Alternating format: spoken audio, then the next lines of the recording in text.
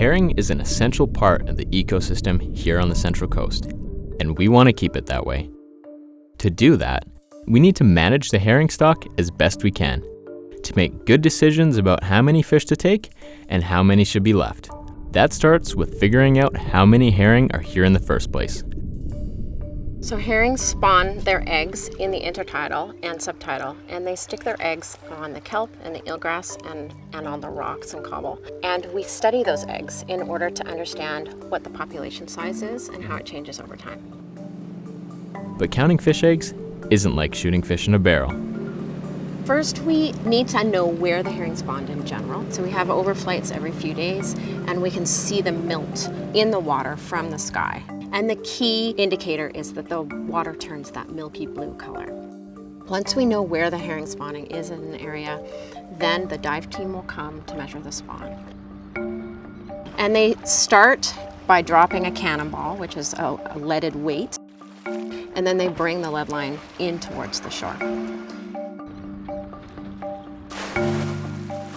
Divers swim along these transect lines, positioning and repositioning a square frame quadret.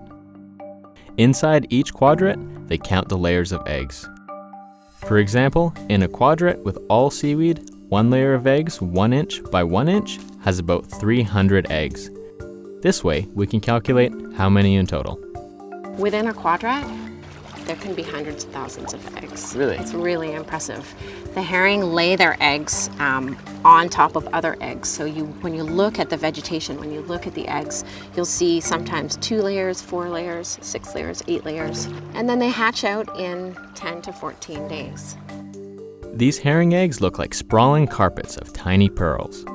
When it comes to people, we can have something like a census, and we can know how many people live in each house and how many people live in a neighborhood. But for herring, we can't ask them, so we have to measure them. And the best way to measure them is to study the eggs. When we know how many eggs have been laid in an area, then we can back calculate the number of adults that came and laid those eggs.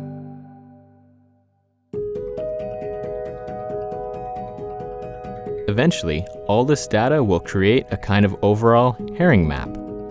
But we want to know more than just the quantity. We also want some quality data. You can see the milt coming out here, so this is a male. And then this one here, if we give this one a little squeeze, and we can see the eggs coming out. 3 main sources of data that we collect: the fish length, the fish weight, and we want to know how old the fish are. So we're measuring to the edge of the scales, but not to the edge of the fins. And then see that this is 160 millimeters. So a herring of this size is about 30 grams and would have about 6,000 eggs. And a herring of this size is 90 grams and would have about 18,000 eggs. Wow. So that's a huge difference. That's right. And these fish spawn every year. So once they start spawning as a 2 or 3 year old, they come back each year as a bigger individual, laying more eggs each time.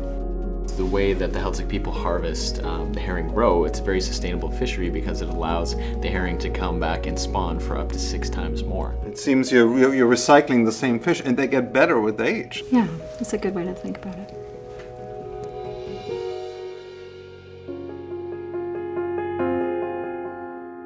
This herring census is useful when it comes to making management decisions. But there's more to it than that.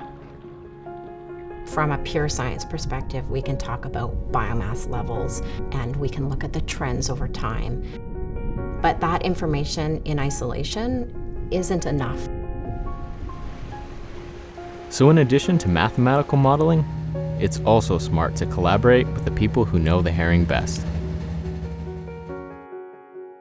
We have a lot of experience of managing the herring.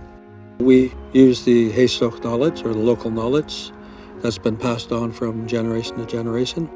We're natural scientists. It's by having these conversations about how people are experiencing the resource and what their objectives are that helps us understand as a whole what goes into defining what a healthy herring stock is.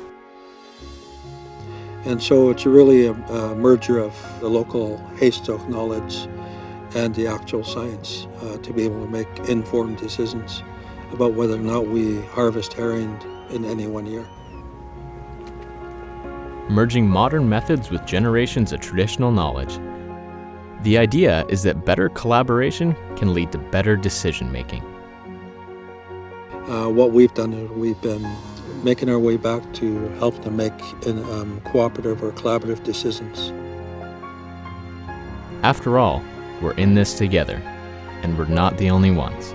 Without the herring, the whole ecosystem would be lost. You know, out of all the living things that are dependent on herring, we're the only ones who can do something about managing it properly. And so we take that seriously as a tribe, and that's how we manage. We're not only managing for ourselves, but for everybody.